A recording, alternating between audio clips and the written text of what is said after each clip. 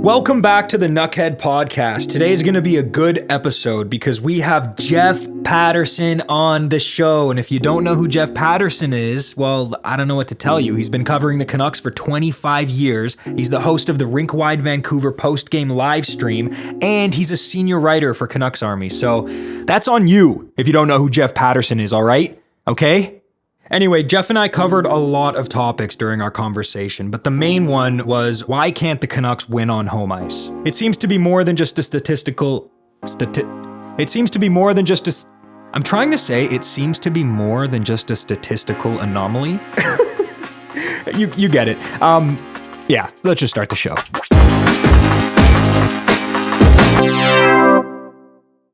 Jeff Paterson, welcome to the Nuckhead podcast. How you doing? I'm good. Thanks for having me on. Well, thank you for coming on. I've been listening to you since I was a kid, so this is a cool moment for me. I'm just going to start right off the top with the big question: why can't the Canucks win at home? What's going on? Yeah. Hey, if I had the answer, I'd be a millionaire. I'd sell it to Rick Tocchet and the group. It is bizarre. It's baffling now. With 4 wins in 14 home games as we record this, and the 4 wins not exactly against a murderer's row. Pittsburgh and Calgary and Columbus and Chicago was the other one. So, it is weird. Like, it's the same players, obviously, same coaching staff, same systems. I think what they've done really well on the road is eke out a bunch of close wins, right? Like overtime wins in Florida, in Detroit, in Buffalo. They got outplayed badly in Boston, but were able to win a 1-0 game essentially with an empty netter. They made it 2-0, but Lankinen was incredible that night. So they found a way to grind out these close games that are essentially coin tosses on the road. They haven't had as much luck and ultimately as much success in doing that at home. And they've got to figure out this home thing. So, would it help if their better players played a little bit better on home ice? Sure. And, it's good to see that Jake DeBrusk has finally broken through and started to score a few home goals because that was getting a little ridiculous with the first 11 out of the road. But through it all, I mean, ultimately, it always comes back to your best players, being the best players and being better than the best players on the other side. And I don't think you could say that about the Tampa game last Sunday. And even against St. Louis, the Blues don't have a ton of superstars, but the guys that they've got and the guys that they expect to produce for them, they came through, and ultimately they got the goal that they needed in overtime. So margins are narrow in the National Hockey League. Canucks have found ways to overcome on the road, but third of the way through the home schedule, just 4 wins in front of the paying customers, not enough, not nearly enough. They have to get this sorted out. Yeah, I mean, and it's frustrating because I consider them one of the better teams in the league still, but standings-wise, they'd be, if they had a regular home record, something that we could expect based on last year, they'd be top 5 easily. So it is a little strange. Do you think it's, because at first I kind of just chalked it up to some statistical anomaly, just, it just happened to be that way. But, now it's getting to the point, to me at least, where I'm like contemplating whether or not this could be some psychological thing. Like, is there a pressure that they feel based on their success last year when they're on home ice, or is it just a statistical anomaly that they got to figure out? No, I think that there is an element of the psychological aspect that they get asked about it all the time. It's in their head. They can't escape it. You can feel a bit of a nervous energy. These aren't high stakes games in October and November and into December, but they all add up. And at the end of the year, if you're not protecting home ice and gaining more points than not on home ice, that's going to be a problem. And right now, they're narrowly above the playoff bar. But when you look at the other teams that are above the playoff bar, the Canucks have 4 home ice wins. Like, that's tied for dead last in the National Hockey League with Chicago and Utah. You don't want to be in the company of Chicago, certainly, and Utah not doing a great job for its home fans in the first year in Salt Lake. Just 4 home ice wins. But any other team in either the East or Western Conference that's above the playoff bar, I think the next closest team has 7 home ice wins. So you can see that the Canucks are falling off the pace in that regard. The only reason they're above the playoff bar is because of that home record.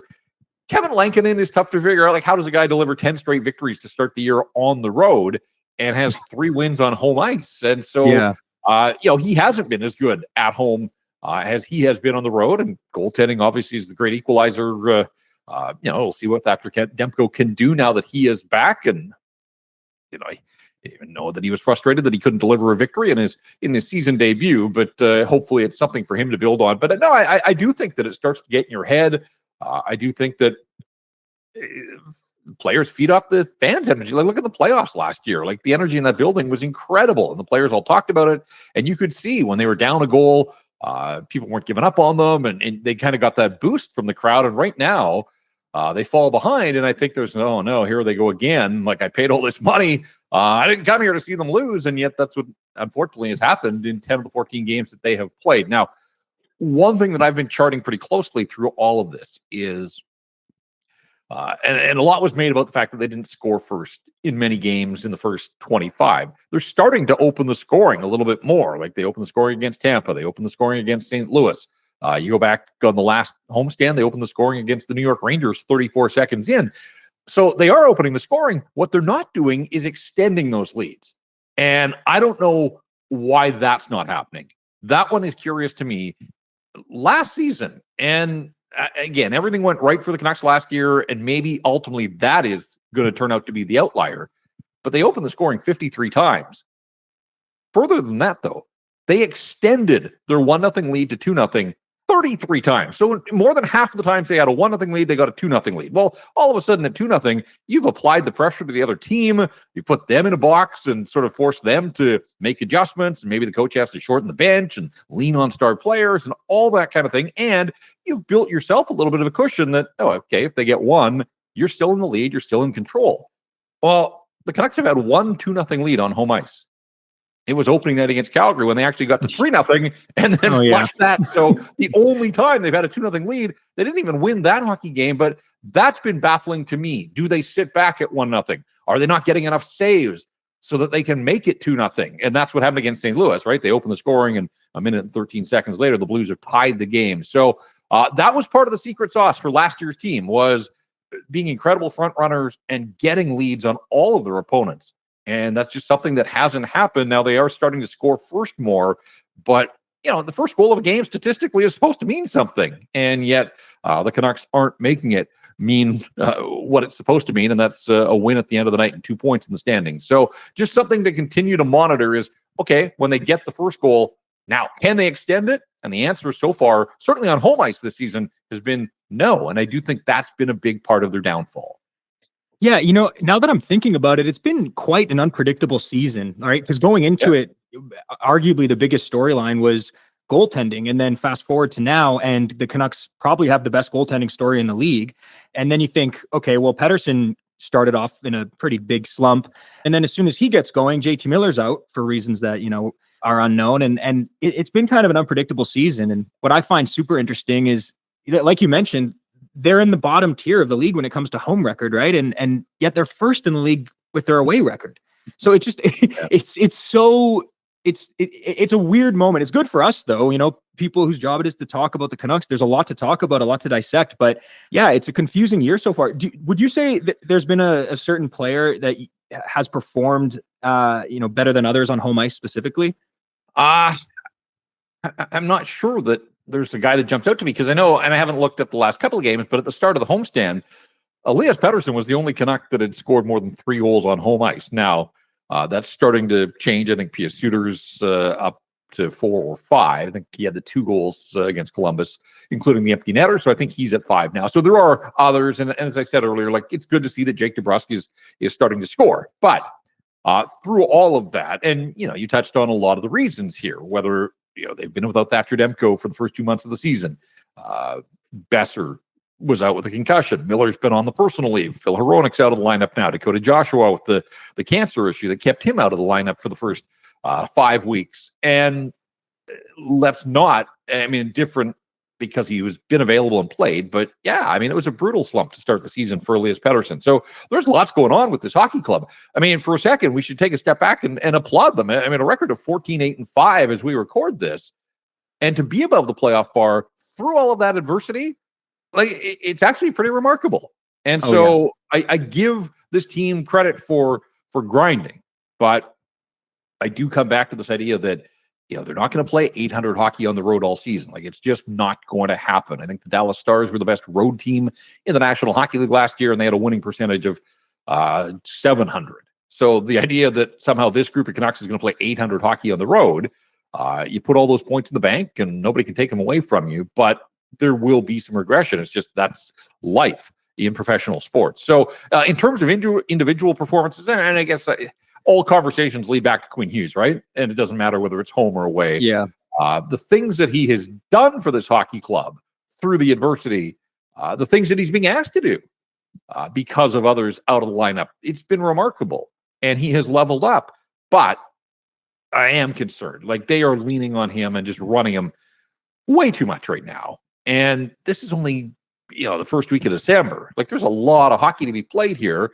And factor in, too, that not only is he going to the Four Nations face-off, like so many of the best players in the National Hockey League, but he's going to play a ton there. Like, his role for Team USA, he's not going to play 30 minutes a night, I don't think, but he's going to be the number one guy on that team as well. Now, it is a short-form tournament, so it's not like it's 2 weeks of playing every other night, but it's additional wear and tear. It's additional, practice time and putting yourself in harm's way and all those types of things for a guy that this hockey club needs to be at his best and then to level up in the playoffs, because we saw last year that teams targeted him, and why wouldn't they? He is the best player on the Vancouver Canucks, and Nashville finished every check, and he wasn't nearly as productive as he wanted to be in the series against Edmonton. And I think a lot of that was the wear and tear that he took from the Predators in the opening round. And so I like the fact that he's armed with that knowledge now. This is a smart guy that recognizes the few shortcomings he has and tries to address them. So I'm really excited to get to the playoffs. Unfortunately, there's still 55 games before postseason hockey. So long road to travel. And the way that they're trotting him out right now, playing 30 minutes a night, like it's too much. And I worry that it's going to have a toll on him in the short term, but also over the long haul for the Vancouver Canucks, because they're not getting anywhere without Quinn Hughes at the peak of his powers. And when he's on, we see it. I mean, he dominates hockey games, but he's starting to look a little fatigued on a few too many nights here of late. Yeah, and prior to Hronek going down with that injury, I mean, the Canucks were already in the trade market, or at least looking around, from what I heard, seeing if there's any viable options for defenders that could fill some of those holes there. And they haven't made those moves yet, obviously. And I wonder, is part of that because they haven't really seen enough of a sample size of the 6D that they intended to start the season? I mean, it seemed like it was going to be that bottom pair was going to be Forbort and Desharnais, but I feel like, I'm just guessing here. You might know the actual number, but I feel like maybe we've seen 5 games of that maximum. But Forwart's only played 4. Okay, and if you factor in the first 3 were under the most difficult circumstances you can imagine. He knew that his father was passing away and tried to start the season, and then had to take a personal leave as his father did, in fact, pass. And so it's not even fair to judge the guy on those 3 games. Like, how could you possibly be in a right state of mind and focusing on on hockey when, life is taking place, and life and then ultimately death. So, and then he came back. He played the 1 game in San Jose where he was on the left side and Brandstrom was on the right, and then he got hurt in practice the following day or 2 days later. So, I think there's an element of truth to what you said there. The problem is it's pro sports, right? And the minute you think that you're healthy, you've just jinxed your hockey club probably for the rest of the season. Like, I know that John Cooper, when Tampa came through here the other day and they got Kucherov back, and he joked before the game and he said something about, I shouldn't even say this, but this is the healthiest we've been all year. And then Anthony Cirelli gets hurt in the game. Eric Chernak gets hurt in the game. They don't play in Edmonton. And, that's just life in pro sports. So you can never bank on having a full and healthy roster. You can want it all you want, but ultimately guys get hurt. That's just the nature of the beast here. So, Hronek's going to be out well into the new year here. Any notion that this management group wanted to see its top 6D, well, I don't think they can wait until Phil Hronek is back. And even when he's back, I am a little concerned that the hit that he took in Pittsburgh late in that game, it just didn't look like an awful lot. It looked like a hit that happens 20 times in a game, and that was enough to pop out the shoulder. I wonder if at some point, he's going to try and gut through it, and this rest will help him. But, is the shoulder going to require surgery? I don't know that. I don't even like to speculate, but just watching that hit, that was the first thing that I thought was, really, like, that hit's going to keep him out of the lineup for 8 weeks. So, I think Carson Soucy has shown some signs of life lately since they split him and Tyler Myers. That was too long coming. I don't know why the coaching staff was so reluctant to break those two guys up. They performed admirably in the playoffs, even if the underlying numbers were not great. I mean, they used their size and their wingspan and kept teams to the perimeter, but they were struggling this year. And it just felt like, even though we in the media and a lot of the fans recognized that, this coaching staff kind of had its head in the sand and just thought, no, we'll keep playing them and they'll figure it out. And so once Quinn Hughes got punted out of that game in Ottawa, they were down to 5D and they were sort of forced to mix and match and split up. And I thought that was where it started for Carson Soucy. And out on the road trip, I thought he was really good. Wasn't great against the St. Louis Blues, but still, I think there's been an uptick in his play. But I mean, through it all, like even when they were healthy, I think a lot of people thought coming into the season, like, is there enough on that blue line? Like, yeah. And as I watch now, and it's kind of funny with timing because Nikita Zadorov's coming back on Saturday with the Boston Bruins, and I know things haven't worked out for him and the Bruins in terms of wins and losses, but there is no question that the Canucks miss Big Z's swagger, right? Like, I mean, he timed it right. He was incredible in the playoffs, hit the free agent market and got what he was looking for, and got the deal that he wanted from the Boston Bruins. But without a doubt, like, not only are the Canucks missing the minutes that he provided in the playoffs, but they're missing his swagger. And then you take JT Miller out of the lineup, another guy that, kind of brings that element. Like, otherwise, this is a pretty quiet group for the most part. Like, Quinn Hughes is a quiet, unassuming superstar, right? Like, he leads by example, but, he's not a big fiery speech kind of guy. Elias Pettersson, Brock Besser, Pius Suter, all of those guys, I would describe them as relatively quiet guys that want to let their play speak for itself. But, this is a bunch of alphas in the National Hockey League, and you need some big dogs on your team. And Z was certainly that for the Canucks in the playoffs. And JT Miller, when he's there and on his game, he can be that as well. But I would say that, like, that's an element that I do think, when I go back to the home ice record, and Rick Tockett's talked about it a little bit, that, one of the things he starts JT Miller in home games, and, Miller tries to get in on the forecheck and crash and bang and get people into the game, get the fans into it, get his teammates into it, like all of those things. And I do think that those have been in short supply on home ice on way too many nights this season.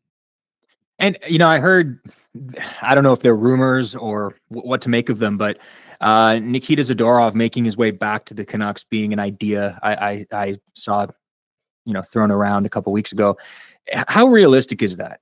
Because I do agree that him on the back end is missed right now. And would you want to go for somebody who's an unknown or somebody who's already played here, who knows the systems, who knows the coaches? It's just that price tag, I guess, that would scare me away. What are your thoughts on that? Yeah, I get people connecting the dots that it wasn't working in Boston. They fired a coach. People thought maybe there was going to be a fire sale. Maybe they were going to have some buyer's regret and remorse. They probably do with Elias Lindholm. But look, Nikita Zadorov's got a young family. They chose Boston. They got a commitment from the Boston Bruins. I don't see him wanting out after 2 difficult months. Like, I just don't. I think he's the kind of player that the fans in Boston are going to come to love if he can get his game to a level that it was in the playoffs here last year. And so I really think it was people speculating that, hey, for the reasons I just said, like, the Canucks miss a lot of the elements that he brought to the mix. And here you've got a Boston team that maybe is looking to shake things up. They elected to go the coaching change route as opposed to, a significant trade. And look, maybe there will be some player transactions still to come for the Boston Bruins. Got absolutely rocked in Winnipeg as they start a Western road trip, and they're going to be here on Saturday. So, like, I get it on a level, and I get that fans and media love to talk, but to me, that one just seems 2 months into a long-term contract as he has, chosen the city of Boston to settle with his family and get his kids into schools and all those types of things. I don't. As much as he seemed to enjoy his time here in Vancouver, like, keep in mind, like, the Bruins are the 7th organization that he's played for. Like, yeah, he may have liked Vancouver, but this is a guy that has bounced around the National Hockey League. This is who he is, what he does. And so this was just literally a blip for him. It was a 6-month stay. And It was fun in the playoffs, but ultimately couldn't get the deal that he was looking for from the Canucks. So he looked elsewhere, got what he wanted from the Boston Bruins, and that's home for him. So I don't see, as much as I get it, and I understand why people are talking about it, I just don't see that marriage happening again. Yeah, and those are all valid points. And to me, on top of all that, it's also the business aspect of it. It's just, do you want to, if you're the Bruins GM, do you want to admit that kind of mistake so quickly? And for the Canucks, do you want to, I mean, because I don't think the Bruins would retain in a trade. Right. So it would kind of just be it would go down as a very strange situation, I'm sure, in Canucks history. Oh, for sure. And keep in mind that it would mean the Canucks would have to part with assets twice in a calendar year, essentially, to get the same player, which is bizarre. I can't think off the top of my head, but I mean, they didn't pay a lot to get him out of Calgary, but he was a pending UFA, a rental player, wanted out of Calgary, and that kind of lowered his value, I think, a little bit. But Patrik Allvin seems like a pretty shrewd operator. The idea of parting with 2 packages of assets for the same player in a year, that doesn't really kind of jive with the way that he goes about conducting his business. We've talked about a couple of the Canucks problems here, winning on home ice, their defense situation right now. But the other big one is Nils Höglander. And I'm wondering if the Canucks could trade Höglander, assuming it's not for a defenseman, it would probably be for a reliable third center, right? Something like that. I guess what I want to ask is how active do you think the Canucks are about to be? Because we're not closing in on the trade deadline or anything, but it's 3 months away, and it's getting to that point of the season where you gotta figure some of this out, right? Should we expect another big Elias Lindholm type trade, or is it going to be more tweaking, or is it going to be nothing? I think that this management group recognizes that you've got Quinn Hughes on one of the best value deals in the National Hockey League for a couple more seasons. You don't want to flush years where he is going to be in the running for the Norris and probably should be in the discussion for the Hart. So I think management realizes that. I do think they want to see how quickly can Thatcher Demko get back to a level where, if all goes well, he can be one of the best goaltenders in the National Hockey League. So we talked a little bit about waiting for the defense. The Hronek thing throws a wrench into that. But I do think that this management group, again, there shouldn't be any panic. Their record is admirable, even if it hasn't always been pretty, the way that they've gone about achieving the results. So I think that buys this management group some time. And just picking up on the cues of the way that they're operating this year out of LTIR with all of this cap accrual, to me, it would fly in the face to go and spend, if they've accrued enough that they could pick up a $2 million player now. If you're patient and you continue to be disciplined, sending guys down to the farm when you can, and you accrue as much as you can, would they be better off picking up a player, a $2 million defenseman? They already got a bunch of those. Vinny Desharnais is a $2 million defenseman. Or if you wait and maximize your accrual closer to the deadline and could bring in a $4.5 million player as more time passes and more money runs off, everybody's contracts this year.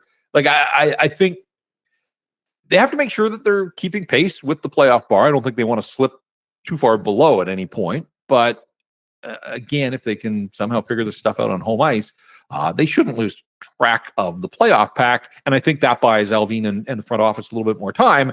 And then you're looking at making a deal. Let's use Rasmus Andersson just as an example, because his name's out there an awful lot. But it is kind of funny that the Canucks are battling with Calgary, right? Separated by a point as we record this. At the end of the season, the Canucks have to be better than Calgary. They do. When you think of the stated goals of both organizations at the outset of the season, where the Canucks were in the playoffs last year and nobody was giving the Calgary Flames a chance, credit to them and how hard they play, but they don't score very much. And when I look at the standings 2 months in and I see the Canucks and Calgary basically butted up against each other, that makes no sense to me. But if Calgary gets to a point where they do want to be open for business and start to make some moves, Rasmus Andersson has to be a player that the Canucks and other teams around the National Hockey League would look at. And he's not a rental, right? He's got this year and next left at a pretty affordable ticket. So I think all of the signs, to me, as much as Patrik Allvin and Jim Rutherford like to get a jump on the market and did last year with Zadorov in late November, and then even making the Lindholm deal at the All-Star break, I think that while it may kill them a little bit inside to sort of sit on the sidelines and wait, I think that's the prudent play for this group this year. Now, one injury to one key player could change all of that, but that's just the nature of the business here. But I'm not expecting, roster freeze is going to go into a place here just before Christmas. I am not anticipating that the Vancouver Canucks are going to push the panic button on any sort of trade until the new year. And even then, I don't know that it's pushing the panic button, but my hunch, my sense, just from kind of what I've picked up around this group is I don't think they're going to be as active on the trade front this year as they were a year ago. In my opinion, Rasmus Andersson would be an amazing fit here if they could make that. If they could make that trade, he just seems like the type of guy, has a little bit of what we love about Zadorov in him as well. But arguably more offensive upside. I think. No, he's a really good player. It's funny. We talked about parting with assets for Zadorov twice in a year. Like, how many trades do you want to make with the Calgary Flames? I guess that's exactly the danger too. If you've traded for Zadorov, you traded for Lindholm, now you're talking about you're stocking the Calgary Flames for years to come. And generally you don't see teams trade within the division. Maybe that's changing a little bit. Whatever the case, the Canucks better make some hay here in the short term, because at some point the Calgary Flames are looking a little further down the road, and their hope is that they're going to do it on the backs of a lot of these assets that they're picking up from the Canucks. So it would be a little strange to see the Canucks make another significant deal with the Calgary Flames. When it comes to Höglander, right? How long do you think his leash is? I think it's longer with management than it is with the coaching staff. And I think Patrik Allvin realizes and recognizes that this is a guy that, while he's just at the low of lows right now, and as we record, 22 without a goal for a guy that had 24 last year, it just doesn't look like the same player. Looks lost out there on the nights when he's playing a little better than the 6 minutes of ice time that he got in Buffalo or whatever that one was. There's so little happening for him. The offensive zone penalties have been a real issue, and I get the frustration from the coaching staff. If you're not scoring and you're not hounding pucks and forcing turnovers, but you're taking penalties and putting the team shorthanded, that's going to get you in the doghouse in a hurry. So we've seen it. We've seen some of those looks from Rick Tocchet on the bench, the disapproving stare at Höglander. I can't figure it out, because we know what made this guy successful, and that was the motor was always running, winning way more puck battles than he lost for a guy that is usually the smallest player in the battle. And then the offense flows from there. And so, does he need to score? Yeah, at some point they committed to him, gets the contract bump next year. But even if the pucks aren't going in, I'd like to see him look a little more dangerous. He's not shooting the puck much right now. I don't know if that speaks to his confidence level, but do all the other things. Just be a pain in the butt to play against, get noticed, make teams chase you around the ice. We've seen him do that in the past.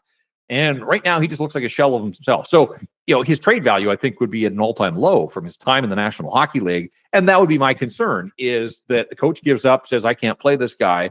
I kind of feel like management is saying, let's be patient here. There's a better player than he's showing in the here and now.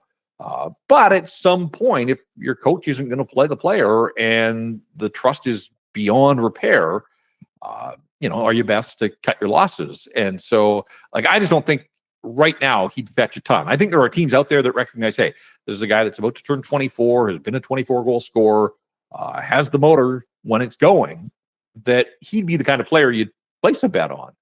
But maybe that's what the Canucks should be doing as well, and stay patient. And, if it means coming right out of the lineup at some point, it would be unfortunate at this stage of his career to see that. But I get it. He's not doing a lot to help the Vancouver Canucks when he's in the lineup and in uniform.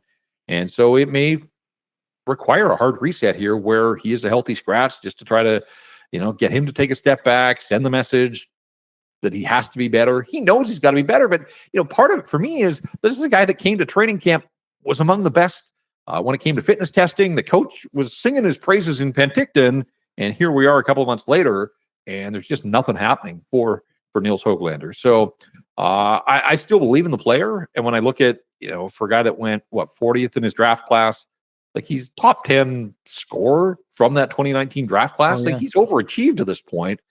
A lot of it on the backs of last season, but man, he's got to figure it out. Ultimately, it comes to the player. The player just has to play better, and I'm not sure what's going on there. He's not a talkative guy.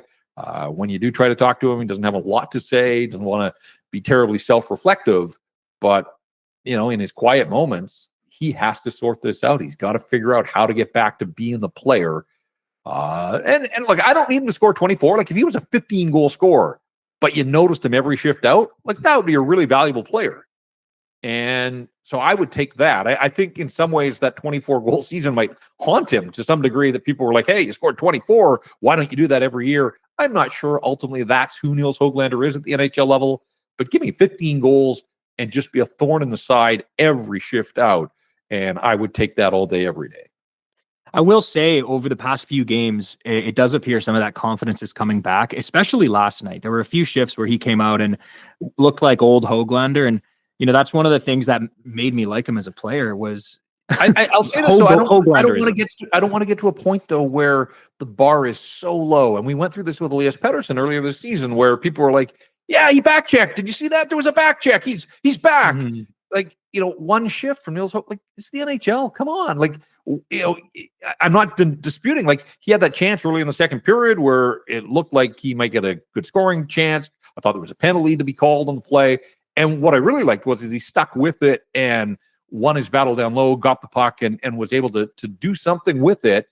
But that's one play in a 60-minute game. He still played 10 minutes on the night and didn't have a shot on goal. Like, so I don't want to fall in the trap of he's played so poorly that all of a sudden one play in isolation represents an uptick. And he's got a lot of ground to cover here before he's back. I think a lot of the same things that we said about Elias Pettersson early in the season kind of applying to Nils Höglander right now. So don't lose sight of the fact of the player that he can be just because you see a good shift here or a good shift there. He needs to bring a whole lot more and do it on the regular, because it can't be in isolation. Yeah, I imagine though, when you're in a coach's position, you must, or the GM, you must be looking for those subtle, signs of some upward momentum when it comes to a player like that coming out of a slump, because sometimes it's hard to tell. And I imagine, coming off the bench or, at home after the game, those kinds of plays, those good moments are what you cling on to get yourself out of a slump. So maybe. you kind of, it depends on the player. Like, maybe it's the mistakes, are louder, and it doesn't matter if you had one good shift. I guess it depends on the player, but that's kind of where I was getting at. Like, one of the things that I really liked about Höglander, and the reason why he became my favorite player pretty quickly, is the same reason I love Conor Garland is just, he's a dog on the puck. And you're right, he wins these puck battles as a smaller player against some of the biggest defensemen in the league. When he's playing well, it happens pretty often. And he has a strange offensive, kind of a unique creativity on the ice, that when he's really confident and playing well, he'll make these little moves. It's honestly, he's a lot like Conor Garland in my mind. And this is probably a good thing that I'm not coach, because I would just say, all right, Nils, go live with Garland and follow his every routine for a month and then come back, because like, that's the player, to me at least, Nils or Höglander is. He's Conor Garland 2.0 with, a little extra things here, a little less things here, but that's the player I expect him to be when he's fully developed into who he can be. And right. And I think that's the danger if you trade him away because you're frustrated with a 25-game stretch. Mm-hmm. Conor Garland's 5 years older than Nils Höglander and has really come into his own under Rick Tocchet here in Vancouver. Now, he played for Tocchet in Arizona, obviously, but he talked about how, when he first arrived here, he was lost. He didn't have a defined role. And now you look at him, he's on the power play, taking on some penalty killing, heart and soul, hustle, energy guy.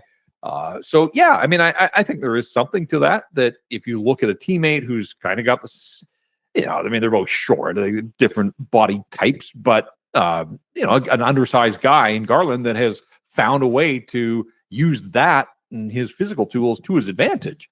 And the way that he spins off checks and, scoots around Ryan Suter there to set up Joshua for a goal.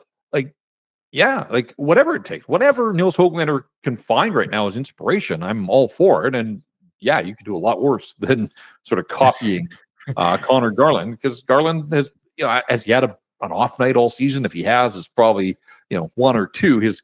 I marvel at his consistency. His production maybe has slowed a touch, over the last 10, but like he had the big game in Buffalo with the overtime goal. And so, yeah, I love a guy that, maybe it takes a little bit of time. And so I think that's where the Canucks have to be patient. But I like a guy in Garland that has figured out like what works for him at the NHL level. And he's kind of stuck to it and he's true to himself. And it's funny. I mean, it wasn't that long ago, just over a year ago, that his agent had, the right to shop him around and there were no takers. And now people are talking about, will they be able to afford him? What's his next contract going to look like? And things happen quickly. Life moves fast in the National Hockey League. And yeah, I mean, Conor Garland just looks like an indispensable part of what the Vancouver Canucks have going on right now. Totally. That's a great point, actually. A great example of when waiting it out really works, because Garland not only is virtually a point per game player right now, he's arguably the heart and soul of the team. One of the heart and souls of the team for sure. So, I'm happy Garland's on the team. Very much so. Max Sasson, what do you think of his play so far? I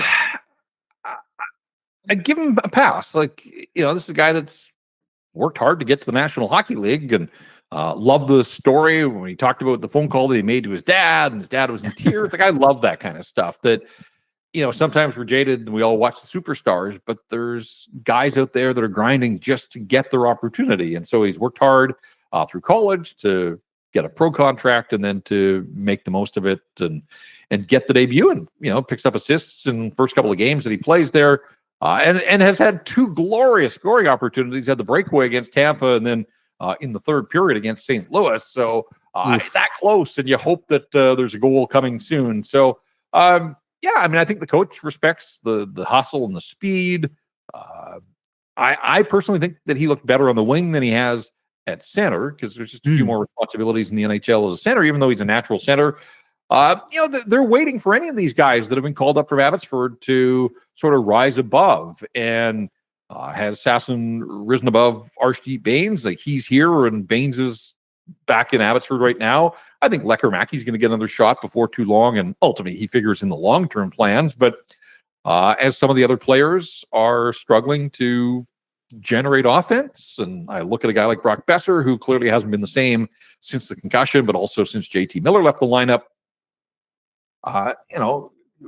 When Miller comes back, do you go Miller with Besser and Suter, and then it's Pettersson with DeBrusk? And would they look at bringing Jonathan Lekkerimäki up and give him another opportunity, and this time to play primarily with Pettersson as opposed to the last time when he was up with JT Miller? So I love the way that the organization has used the farm. I like the fact that they have like legitimate prospects on the farm, and the fact that some of the best prospects are guys that we haven't seen in the NHL yet. In DPD, even though he got called up one time, but Kirill Kudratsev looks like a legitimate National Hockey League prospect. Sawyer Minio back in junior, but they've taken these mid-range picks, and through an investment in the development system, they have turned mid-round picks into guys that look like they're going to play National Hockey League games. And whether they play for the Canucks or whether they become assets that the organization can use, like, don't overlook that part of it as well. That, if they don't play for the Vancouver Canucks ultimately, that somehow that's a failure. No,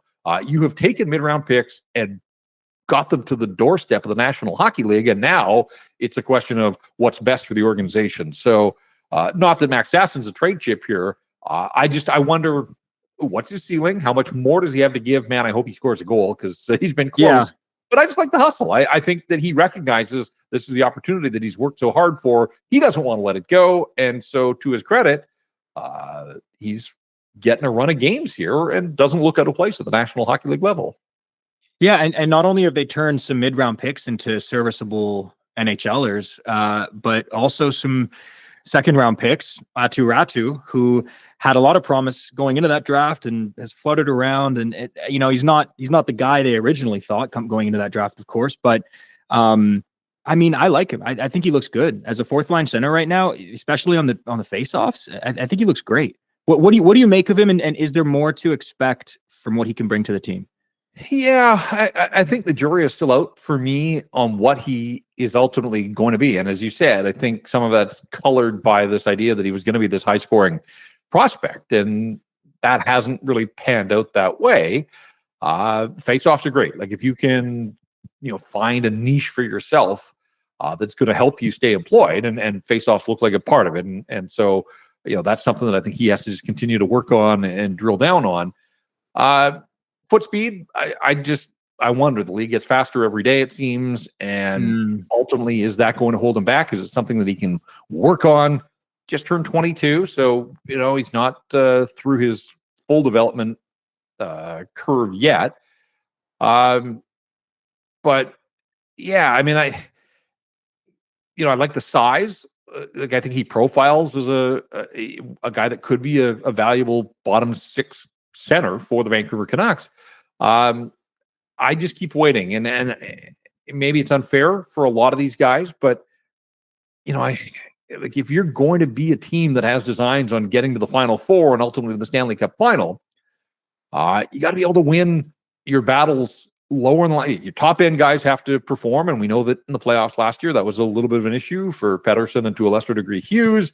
But then you have to be able to win lower in the lineup as well. And so, again, I don't want to judge. Like, Aatu Räty's not the finished product yet. And what could he look like with 50 more games by the time the playoffs roll around? That's kind of how I look at it. But whether it's Räty, whether it's Sasson, whether it's Archie Baines back, Linus Karlsson got a look in the playoff last year. Like, you need some of these guys to step in and give you something more than just get the opportunity to play, right? So that's kind of how I look at it. Because right now, Höglander's been an issue. Danton Heinen has been ridiculously quiet, and I think somewhat disappointing. And it was good to see Dakota Joshua get his first of the year. He's nowhere close to where he wants to be, and I'm willing to give him some latitude given what he's come through here. But he needs to ramp it up, and he said as much. And so hopefully one is just a boost of confidence for him, and it doesn't the longer it goes, I don't care who you are, but you got the contract. You had 18 goals last year. The longer it goes without even scoring one, I think it weighs on you a little bit. And so hopefully for Dakota Joshua, go to the net, stick on the ice, good things happen. Hopefully that's the first of many. So, I do have some reservations about the scoring depth of the Vancouver Canucks. And at the outset of the season, I think a lot of people thought that was going to be the real strength. That, they went out and they bulked up on wingers, and it took DeBrusk a little while to get going. He's now scoring, and that's great. But whether it's Heinen, whether it's Höglander, whether it's Joshua, whether it's any of the guys from Abbotsford, I think the Tampa game the other day was a perfect example. On the nights when your top end guys aren't going, you can't just throw games away. Like, you'd like to think that some of the other guys could step up. Now, Tampa's best players took over that game. They won it on the power play. So even if the Canucks got offensive contributions lower in the lineup, maybe it wasn't going to matter against an opponent like Tampa. But you can't have all of your guys slumping at the same time. And that's kind of what they're going through right now with Höglander, with Heinen, again, to a lesser degree, Dakota Joshua. And so, just something to keep an eye on, that, there are going to be nights where the top end guys are held in check, or they don't have the best stuff. Power play's not going. How do you grind out victories on those sorts of nights? And I think some of that comes back to the home ice record too, where, you're playing close games, you're there, but you just need one more goal somewhere along the line, and it would be great. I mean, last year, Höglander and Joshua, they were the depth scorers for the Vancouver Canucks, and, as it stands right now, for various reasons, but they've combined for 3 goals on the season. That's a far cry from the production that they got out of those guys who combined for 42 goals last year. So, it's just something that sort of stuck with me, that I have a little red flag right now about overall depth contributions from the group the Canucks icing. The Canucks are icing right now. Yeah, and it's good to see players like Suter and Sherwood stepping up in those roles. When you have players like Höglander and Joshua, really their goal scoring slowing down. Ultimately, I mean, and you touched on this already. It is a good sign that, given all these issues Canucks are facing right now, everything we've already spoken about, that their record isn't terrible. It's not even bad. It's respectable. It's fine. It's not too far off from where they were this time last season, if I'm not mistaken. So I guess, one of my big questions to you would be, out of all of these issues, what would you, and this might put you on the spot a little, but what do you think is the most pressing, from the Canucks struggling to win at home, for the issues on defense, and the slumping forwards? There were a couple that jumped to mind. One is just the breakdown of their wins against good teams and bad teams, and there are lots of good teams out there, and they're going to face them. And they haven't had a ton of success. They have achieved the record they have for the most part against a lot of the weak teams, and that's fine. Those are the teams that were on the schedule that night. You have to take care of those. But we've seen when they have faced the really good teams, and they played Minnesota hard at the end of the road trip, but they didn't win that game. They come home, they play Tampa, and it's a tie game late, and then give a power play goal. So I want to give them credit. They're not getting blown out, but they haven't found a lot of ways to grind out victories against some of the upper echelon. And there's a stretch in January where they play Carolina and Washington and Toronto, and I think the trip ends up in Winnipeg. There's a couple of games against Edmonton in there as well. Like, there are some stretches going into Vegas in the back half of back-to-backs, even next week, Colorado at the end of the homestand, and then into Utah, into Vegas. That's not going to be easy for the Vancouver Canucks, but these will be tests. This will reveal a fair bit more. And so, to answer the question, without a doubt, not even a shadow of a doubt, it is the defensive depth, especially given the injury to Filip Hronek. And we have seen that you've got Quinn Hughes, and then you really have 5 depth defenders, and trying to figure out what is the optimal deployment and what gives you an opportunity to, just keep your head above water. And that's not the ultimate goal of this team, but in the short term, without Hronek, it feels like on a lot of nights it is just survival kind of, and hope that somehow, some way, Quinn Hughes can rise up and tilt the game in the Canucks' favor, or that they get the kind of goaltending necessary to be a goal better than their opponent at the end of the night. But, I have questions about Noah Juulsen playing in your top 4. I'm not sure that that's conducive long-term to a ton of success. And then you get below that, and, Erik Brannstrom, the fact that they made him a healthy scratch, like in isolation, I'm not going to freak out about a depth defender being a healthy scratch if it's just a one-off. But if they're taking him out of the line, they need more of what he brings in terms of puck moving and transport and all those types of things. And they decided, it was a coach's decision to make him a healthy scratch in favor of Vinny Desharnais, who it really has been a struggle for him. And I know that they saw upside there, but I'm not sure that they thought this project was going to be as onerous as it's been to this stage. And then, Mark Friedman he gives you what he can, but he's the ultimate definition of a depth guy. And, can this team get where it needs to go when really 3 of your 6 defenders on a given night would fall into that depth defenseman category? Like, that's a big ask. And especially when you get on the road and you can't shelter guys and can't dictate matchups. And you don't think that Nathan MacKinnon is looking ahead at the schedule and seeing the issues the Canucks are having on defense and thinking, like, serve it up, let's go. And we'll find out on Monday how the Canucks are going to go trying to stop the NHL scoring leader, and a guy that, has already had 2 5-point nights this season. So, that's the challenge. There are really good players out there in the NHL. The Canucks are going to see a bunch of them, and will they be able to stop them? I don't know. Yeah. So, yeah, I mean, without a question, defensive depth is their number one issue with a bullet. I was baffled by their decision to scratch Brannstrom last night, but I assume it must have had something to do with the size of the Blues and maybe just wanting to get, Friedman's not the biggest guy, but he definitely is tough and likes to throw his weight around.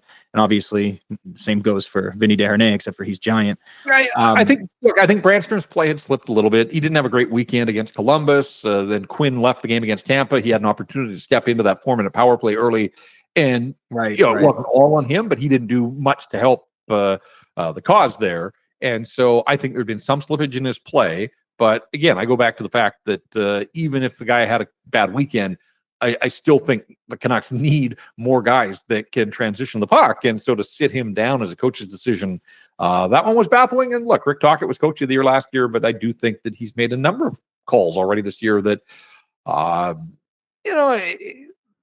he's not above reproach. Like, you don't get a free pass just because you're the reigning coach of the year. I don't think he has done as good a job as the head coach this year with this group as he did a year ago, when it seemed everything that he touched, every button that he pushed, every decision that he made was the right one for his group.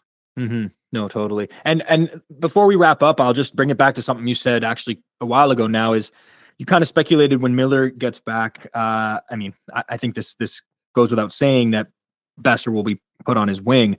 And the question would be who then goes on Petey's right side.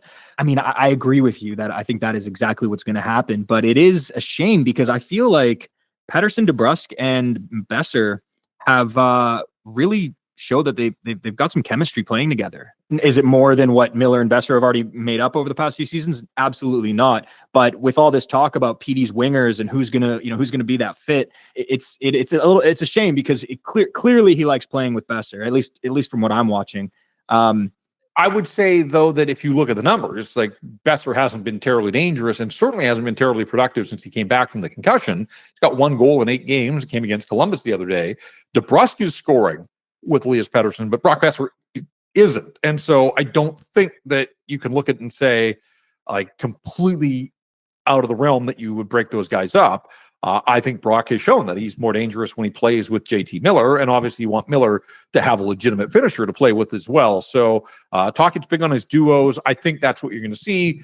Pius Suter's as low maintenance as they come. He's had success playing higher in the lineup and with Miller and Besser. So I would anticipate that that's what you're going to see is Miller goes right back and has Besser and Suter. And then it's a question of Pettersson, DeBrusk, and does Garland go back there? Do you give Nils Höglander? Are you at a point where you can plug Nils Höglander into your top 6 and think that somehow it's going to be different this way? Or, is it the right time to bring Lekkerimäki up? Abbotsford's at home through Christmas, so he's there, he's close. You can bring him up and plug him back in and see what he learned from the first go round. And I'd be curious. I mean, he played with Pettersson in the preseason and training camp. And then when he got to the NHL, he basically was stapled to the wing with JT Miller. So maybe it would be an opportunity to give him a chance to play with somebody different in meaningful games here. But at this stage, as you and I sit here and have this conversation, he's still in Abbotsford and Miller's not officially back yet. So we have to wait and see, does Miller need a couple of practices to ramp things back up? Is he in game shape? Does he get in Thursday? Does he get in Saturday? He's coming back soon. We know that, and that's going to help. And I'm glad to see that he's in a place again where he feels that this is right for him to re-immerse in the National Hockey League and get back in there. Canucks are obviously a better team with him, and I think the ovation and the reaction, it was great for Thatcher Demko returning. I think it's going to be tenfold for JT Miller, the way that this fan base has sort of fallen in love with the guy and reacted and responded to him at Rogers Arena. So I think that'll be one of the great moments when ever he is back and Al Murdoch gives him the starting lineup introduction. I think the roof will blow off that place. So it should be a lot of fun. Absolutely. Do you have any inside scoops with that? Is he going to be playing, I'll say tonight against the Panthers? I don't. I just don't know what physical condition, like obviously there's questions about where he is mentally, but he hasn't come through an injury here, but this is the NHL. And like, if you're not at practices and games for a couple of weeks, like you can quickly lose game shape. So I don't know if he's going to have to ramp it up with a couple of practices or whether he just wants to jump right back in and hope he can pick up where he left off. But either way, he's coming back. We believe that it's going to be back sooner rather than later. And, hopefully that he's put all of this behind him and can remain and play. I mean, he's a fun guy to watch when he's at the top of his game. There aren't many like him in the National Hockey League. And as we said, the Canucks are a whole lot better off when he's out there doing JT Miller things. So he'll be welcome back. No question about it. And hopefully he can be the spark plug to get this thing turned around on home ice because something has to make the change for the Vancouver Canucks. Yeah, absolutely. Well, we'll see what happens. Thank you so much for joining the podcast and talking with me. Really appreciate it, man. Yeah, no, it's a lot of fun and lots to talk about. No question. So thanks for having me on and all the best to you and your listeners through the holiday season. Yep, you as well, man. Thank you.